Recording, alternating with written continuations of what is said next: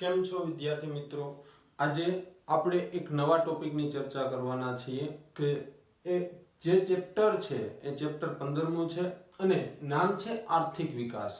આર્થિક વિકાસ એટલે શું? પહેલા તો એની માત્ર ને માત્ર છે અહીંયા આપણે સમજૂતી મેળવશું. જેમ કે આર્થિક એટલે શું, બરાબર? આર્થિક એટલે શું અને વિકાસ એટલે શું?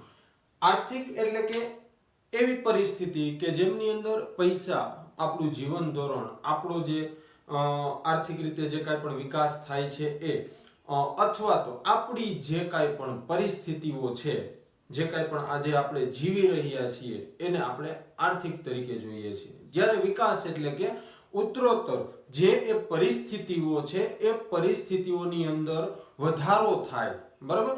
વધારો થાય એને આપણે વિકાસ કહીએ છીએ. વિકાસ જે શબ્દ છે એની સાથે વૃદ્ધિ પણ સંકળાયેલી છે. વૃદ્ધિ અને વિકાસ છે એ સામે સામે હોય છે. આમ જોઈએ તો બંનેના જે પર્યાય છે એ સરખા થાય છે, પણ અહીંયા થોડોક ફેરફાર, થોડોક ભેદભાવ છે એ બે વચ્ચે છે જોવા મળે છે. આમ જોઈએ તો બંને સામ્યતા વાળા છે, પણ અહીંયા જે ફેરફાર છે એના વિશે આપણે સમજૂતી મેળવવાના છીએ. આર્થિક વિકાસ એટલે કે એવી પ્રક્રિયા કે જેમની અંદર છે માથાદીઠ આવક અને આપણા જીવન ધોરણની અંદર છે દિન પ્રતિદિન જે કાંઈ પણ સુધારો થાય છે, આ પરિસ્થિતિને આપણે આર્થિક વિકાસ કહીએ છીએ. જ્યારે આર્થિક વૃદ્ધિની અંદર છે એવી પરિસ્થિતિ છે કે જેમની અંદર આપણી પાસે જે કાંઈ પણ છે એ જાળવીને એની અંદર લાંબા ગાળા સુધી છે, લાંબા સમય સુધી છે ઉત્તરોત્તર વધારો થતો રહીએ એવી પ્રક્રિયાને છે શું કહેવામાં આવે છે? વૃદ્ધિ કહેવામાં આવે છે. કેવો ગાળો કીધો છે? લાંબા ગાળાની પરિસ્થિતિને છે વૃદ્ધિ કહેવામાં આવે છે.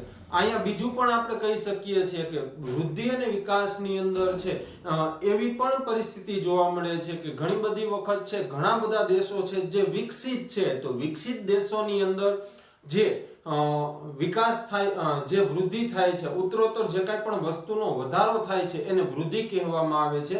જ્યારે ભારત જેવા દેશની અંદર જે કાંઈ પણ વસ્તુનો વધારો થાય છે એને શું કહેવાય? તો ભાઈ વિકાસ કહેવામાં આવે છે. અહીંયા આ ફેરફાર છે એ જોવા મળે છે. હવે આપણે એની પ્રસ્તાવનાની અંદર જોઈએ કે ભાઈ ઘણા બધા લોકોની જે કાંઈ પણ જીવન શૈલી છે, જે કાંઈ પણ જીવન ધોરણ છે એ અલગ અલગ હોય છે. કેમ કે પ્રત્યેક વ્યક્તિની દરેક સવાર છે એ કેવી હોય છે? જુદી જુદી હોય છે.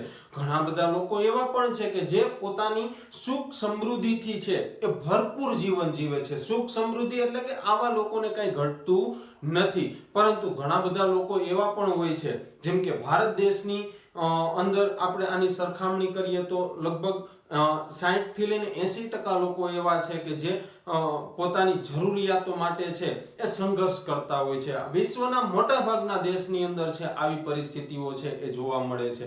ઘણા લોકો છે એ પોતાની સુખ સુવિધાઓથી છે ભરપૂર જીવન જીવે છે, જ્યારે વિશ્વના મોટા ભાગની વસ્તી છે કે જેને આ માત્ર એક કલ્પનાનો વિષય છે, એક વિચાર છે એને જોવામાં આવે છે કે હું આ મોટો માણસ બનીશ, હું આટલા પૈસા કમાઈશ, મારે આવો ઉદ્યોગ હશે, મારી આટલી આવક હશે. આ માત્ર કલ્પનાનો વિષય, એક સ્વપ્નવત છે એ જીવન જીવતા હોય છે. જ્યારે આવા લોકો છે કે જેમને પોતાની પરિસ્થિતિની અંદર છે આવા લોકોમાં છે સુખ સુવિધાથી વંચિત રહેવાનું જે પ્રમાણ છે એ પણ કેવું જોવા મળે છે?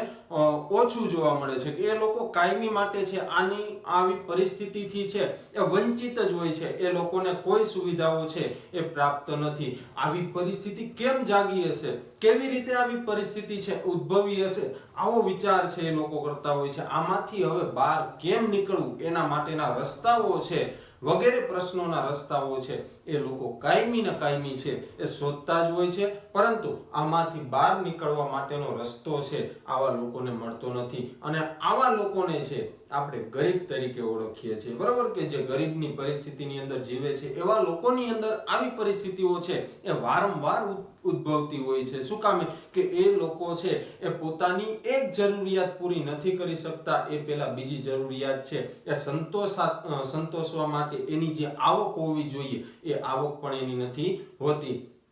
જેમ કે આપણા દેશની અંદર જે કાંઈ પણ પરિસ્થિતિ છે, આપણી પહેલી જરૂરિયાત રોટી કપડા અને મકાન છે, એનાથી પણ એ લોકો છે એ વંચિત રહેતા હોય છે. બાકીની જે સુવિધા છે એના માટે માત્ર ને માત્ર છે આવા લોકો છે એ કલ્પના જ કરતા હોય છે. તો અહીંયા આપણે છે આર્થિક વિકાસ એટલે શું એના વિશે સમજૂતી મેળવી. હવે આપણે આગળના ટોપિકની ચર્ચા કરશું કે જેમની અંદર છે આર્થિક વિકાસ શું છે, કેવી રીતે એ ઉદ્ભવે છે. બરોબર, તો આર્થિક વિકાસને મેં તમને સમજાવ્યું કે ભાઈ આર્થિક વિકાસ એટલે કે એવી પ્રક્રિયા છે કે જેમની અંદર લોકોના જીવન ધોરણ, માથાદીઠ આવક અને રાષ્ટ્રીય આવકની અંદર છે સતત અને સતત છે એ શું થતો રહે છે, વધારો થતો રહે છે. એવી પ્રક્રિયાને છે આર્થિક વિકાસ કહેવામાં આવે છે. વિદ્યાર્થી મિત્રો, હવે આપણે આગળ જોઈએ કે આર્થિક વિકાસ શું છે. બરોબર, તો એની અંદર જોઈએ તો આજના આધુનિક યુગની અંદર, કેમ કે આપણે યુગની વાત કરી હતી પૂર્વે પાષાણ યુગ, તામ્ર યુગ, કાંસ્ય યુગ, લોહ યુગ અને આધુનિક યુગ. બરોબર, તો આધુનિક યુગની અંદર વિશ્વનો પ્રત્યેક દેશ જે છે, પ્રત્યેક કોઈ પણ આખા વિશ્વની અંદર દેશ એવો બાકી નથી કે જે વિકાસ માટે છે એ પ્રયત્ન કરતો ન હોય. બરોબર, તો પ્રત્યેક દેશ છે યુગની અંદર વિશ્વનો વિકાસ માટે પ્રયત્ન કરે છે. પરંતુ વિકાસ માત્ર આર્થિક જ નહીં, અનેક પાસાઓ ધરાવતી એક સામાજિક પરિવર્તનની પ્રક્રિયાનો ભાગ છે. કોનો ભાગ છે? સામાજિક પરિવર્તનની પ્રક્રિયાનો એક ભાગ છે. માત્ર આર્થિક એ વિકાસ નથી, પરંતુ આખા સમાજની અંદર જે લોકો રહે છે, જે એની રહેણી કહેણી છે, એની રૂઢિ છે, રિવાજ છે, અથવા તો જે જીવન જીવે છે એ જીવનને આગળ લઈ જવા માટેની જે કાંઈ પણ પ્રક્રિયા છે એને શું કહી શકાય? આર્થિક વિકાસ કહી શકાય. કે દેશની અંદર જેટલા લોકો રહે છે દરેક છે એ પોતાના સ્થાનેથી છે થોડાક આગળ જઈ અને એક નવા કામ ની અંદર છે અથવા તો એના જે કાંઈ પણ જીવન ધોરણની અંદર સુધારો કરાવીને એક સારું જીવન જીવવા માટેનો પ્રયત્ન કરે. અહીંયા જોઈએ તો બે આર્થિક વિકાસ એ કોઈ પણ દેશની વાત કરીએ, બરાબર, તો આર્થિક વિકાસ છે એ કોઈ પણ દેશની રાષ્ટ્રીય આવકમાં, કેવી આવક? રાષ્ટ્રીય આવક, એટલે કે દેશની જે આવક છે એ આવકની અંદર સતત વધારો કરવામાં આવે છે અથવા તો સતત વધારો છે એ દર્શાવે છે. એને આપણે શું કહી શકીએ છીએ? આર્થિક વિકાસ કહીએ છીએ. કે જે રાષ્ટ્રીય આવકમાં થતો સતત વધારો છે દર્શાવે એને આપણે છે એ આર્થિક વિકાસ કહી શકીએ. પણ આ પ્રક્રિયા છે કોના માટે હોય? કોઈ પણ દેશની અંદર હોય. બરોબર, આખા વિશ્વની અંદર કોઈ પણ દેશ છે આ પ્રક્રિયાની અંદર છે વધારો દર્શાવે છે તો એ પોતાનો આર્થિક વિકાસ છે કરી રહ્યો છે એવું અહીંયા આપણે કહી શકીએ છીએ. આર્થિક વિકાસ એટલે શું? વૃદ્ધિ અથવા તો પરિવર્તન કહેવાય. શું કહેવાય? વૃદ્ધિ અથવા તો પરિવર્તન, જેને આપણે આર્થિક વિકાસ કહીએ છીએ. વૃદ્ધિ એટલે શું? કે ભાઈ જે વિકસિત દેશો છે એ દેશોની અંદર જે કાંઈ પણ વસ્તુનો વધારો થાય છે એને શું કહેવાય? વૃદ્ધિ. અથવા તો શું કહેવાય? પરિવર્તન કહેવાય. કે જે સ્થિતિમાં છે એની અંદર થોડુંક નવું ચેન્જ લાવીને એ લોકો છે પોતાનું જીવન છે એ જીવતા હોય છે. એટલે કે આર્થિક વિકાસ એટલે વૃદ્ધિ વત્તા પરિવર્તન. અહીંયા જોઈએ દેશની રાષ્ટ્રીય આવકમાં શું થાય છે? તો ભાઈ સતત વધારો થાય છે. અહીંયા આપણે જોયું દેશની રાષ્ટ્રીય આવકમાં સતત વધારો થવો. ત્યાર પછી બીજો પોઈન્ટ કીધો છે કે દેશની માથાદીઠ આવકની અંદર વ્યક્તિની જે આવક છે એ આવકની અંદર વધારો થવો. હવે કુટુંબની સભ્ય સંખ્યા આપણે જોઈએ તો 5 વ્યક્તિ છે એક કુટુંબની અંદર રહેતા હોય, એમાંથી 2 વ્યક્તિ છે એ આવક ધરાવતા હોય છે, જ્યારે 3 વ્યક્તિ છે આવક ન ધરાવતા. તો સરેરાશ છે એના ભાગે છે એ કેટલી આવક પ્રાપ્ત થાય છે? બરોબર, કોઈ એક કુટુંબની અંદર 10,000 રૂપિયા આવક થતી હોય તો એ આવકના ભાગ પાડીએ તો કેટલા થાય? તો ભાઈ 5 વ્યક્તિ છે તો એક વ્યક્તિને છે 2,000 રૂપિયા ભાગમાં આવે. એની અંદર જ્યારે વધારો થાય, 2 ના 3 થાય, 4 થાય, 5 થાય, તો આને શું કહેવાય? આર્થિક વિકાસ કહેવાય. એટલે કે માથાદીઠ આવકની અંદર છે વધારો થવું અને લોકોના જીવન ધોરણની અંદર સુધારો થવો. હવે જીવન ધોરણ ક્યારે સુધરે? તો ભાઈ માથાદીઠ આવકમાં વધારો થાય ત્યારે. માથાદીઠ આવક અને જીવન ધોરણ બંનેમાં કેવી રીતે સુધારો થાય? તો ભાઈ રાષ્ટ્રીય આવકની અંદર વધારો થાય ત્યારે. તો આવી રીતે છે દેશનો આર્થિક વિકાસ છે એ ઊંચો જતો હોય છે અથવા તો એની અંદર સુધારો થતો હોય છે. તો આ બાબતોને છે આપણે શું કહીએ છીએ? આર્થિક વિકાસ છે કહીએ છીએ. કે આ બધી જ બાબતોને છે આપણે આર્થિક વિકાસ કહીએ છીએ. એનાથી આગળ જોઈએ તો દેશની કુલ આવકને રાષ્ટ્રીય આવક કહેવામાં આવે છે. ખાસ ટીક કરજો, દેશની કુલ આવકને શું કહેવામાં આવે? તો ભાઈ રાષ્ટ્રીય આવક તરીકે છે ઓળખવામાં આવે છે. હવે માથાદીઠ આવકનું સૂત્ર જોઈએ. માથાદીઠ આવક બરાબર લખી લેજો, તમારે લાઈનમાં લખેલું છે પરંતુ આવી રીતે લખજો કે માથાદીઠ આવક બરાબર દેશની કુલ રાષ્ટ્રીય આવક છેદમાં દેશની કુલ વસ્તી. બરાબર, જેને આ સૂત્રની મદદથી છે આપણે દેશની અંદર જે લોકો છે એ લોકોની માથાદીઠ આવક છે પ્રાપ્ત કરી શકીએ છીએ. આપણી માથાદીઠ આવક કેટલી છે એ પ્રાપ્ત કરી શકીએ છીએ. માથાદીઠ આવક બરાબર દેશની કુલ રાષ્ટ્રીય આવક છેદમાં દેશની કુલ વસ્તી.